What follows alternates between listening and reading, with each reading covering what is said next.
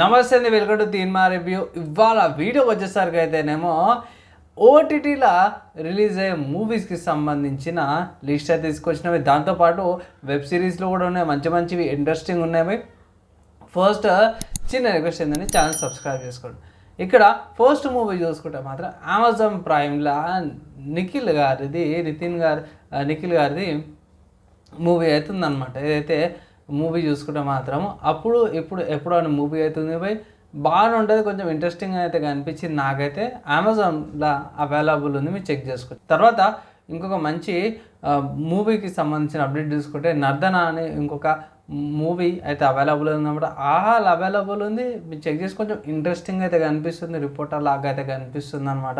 తర్వాత ఇంకొక మూవీ కూడా ఉంది, ఆహాల్ అని రిలీజ్ అయింది, కానీ దీని పేరు అయితే ఇంత కిలోమీటర్ లాగా అంత పేరు ఉంది. ఏంటంటే తప్పించుకు తిరుగువాడు ధన్యుడు సుమతి అనే ఒక టైటిల్తో పాటు అది వచ్చిరన్నమాట. సో ఈ మూవీ చూసి మీకు రేపు అప్డేట్ అయితే ఇస్తాను.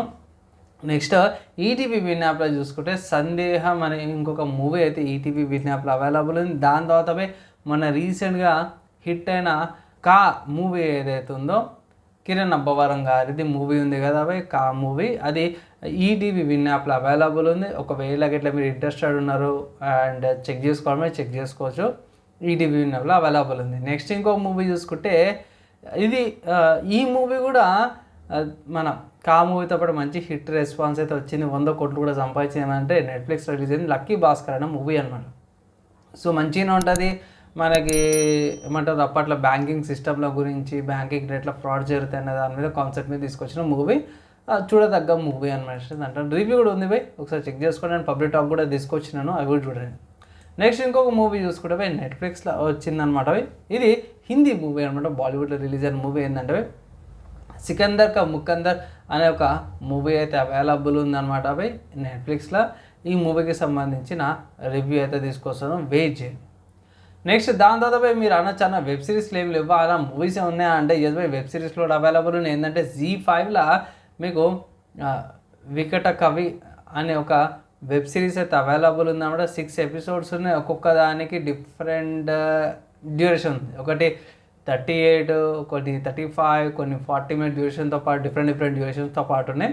ఓవరాల్గా 6 ఎపిసోడ్స్ అనమాట దాని తర్వాత ఇంకొక వెబ్ సిరీస్ కూడా ఉంది, ఇది బాలీవుడ్ అనుకోవచ్చు.